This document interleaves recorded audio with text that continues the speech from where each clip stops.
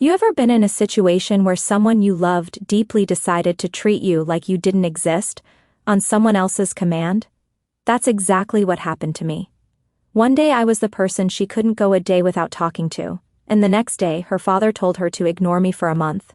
Just like that I became invisible. No calls, no messages, no explanations. But 2 weeks into that cruel silence, I decided if they wanted to teach me a lesson, I'd make sure they learned one instead.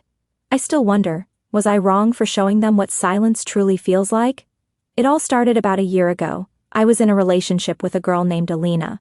We met at a friend's birthday party, one of those casual backyard gatherings where you never expect to meet someone who'll change your life. She was quiet, polite, and had this calm energy that drew me in immediately. I remember she smiled when I cracked a dumb joke, and that was it. I was hooked. We started talking, then texting, then calling every night.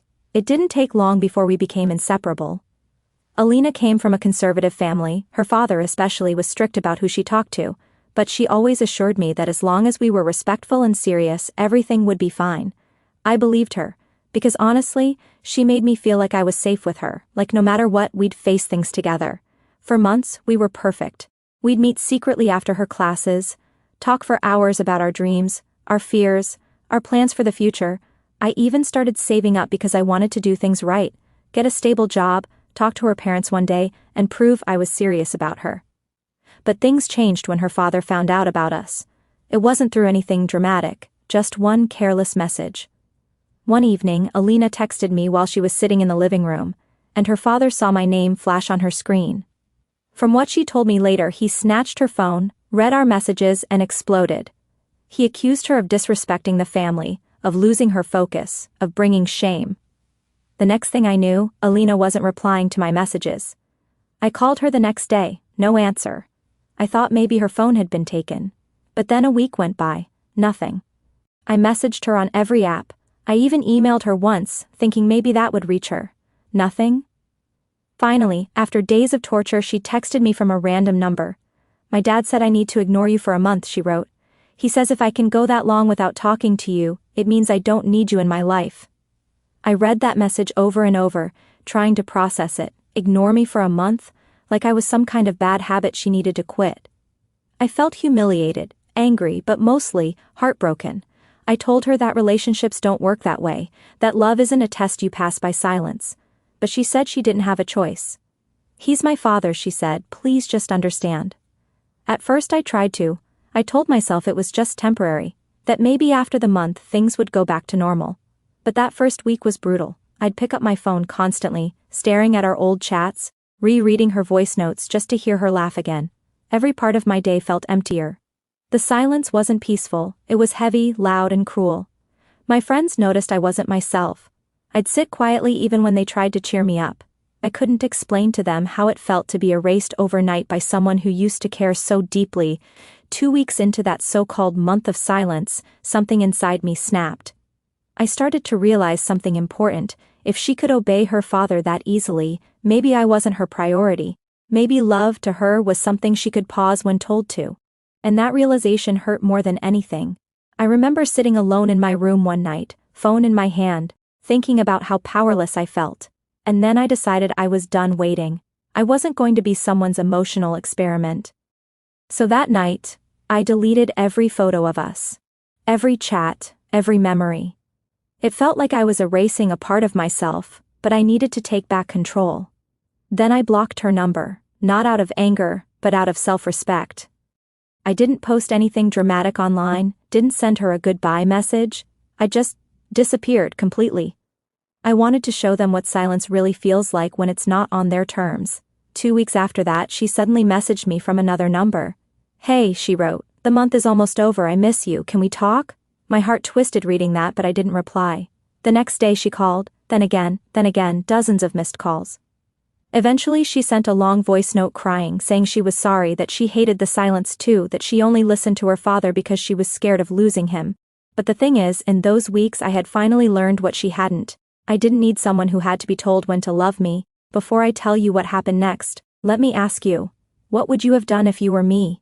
Would you forgive someone who ignored you just because their parents told them to? Or would you walk away, even if it meant breaking your own heart?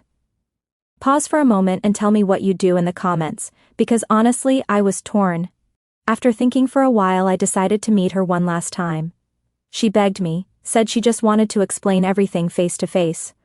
I agreed, but not because I wanted her back, I just wanted closure. We met at this quiet little park where we used to go before all this happened. When I saw her walking toward me, part of me wanted to run to her and hug her like before. But another part, the stronger part, remembered every night I waited for a message that never came. She looked pale, tired, like she'd been crying for days. "I'm so sorry," she said immediately. "I didn't mean to hurt you. My father said I had to choose between him and you, and I panicked. I thought I'd lose my family if I didn't listen. But I missed you every single day." I just listened quietly. When she finished, I asked her one thing: "If your father told you again tomorrow to ignore me, would you?" She didn't answer right away. She looked down, her lips trembling, and then whispered, "I don't know." That was all I needed to hear. I nodded slowly, stood up, and said, "Then I do know." I told her I wasn't angry anymore, but I was done, that love shouldn't come with conditions or instructions. I told her I deserved someone who'd choose me not out of defiance, but out of love. She cried and grabbed my hand, begging me to reconsider, but I gently pulled away and walked off. I didn't look back. A week later, one of our mutual friends told me that her father had been furious when he realized I wasn't crawling back. Apparently, he'd told Alina that ignoring me would make me chase her. Instead, I vanished. And now he was angry. Not at me, but at her.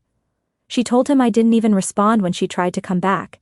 And that's when apparently he said, "Maybe now you understand how silence feels."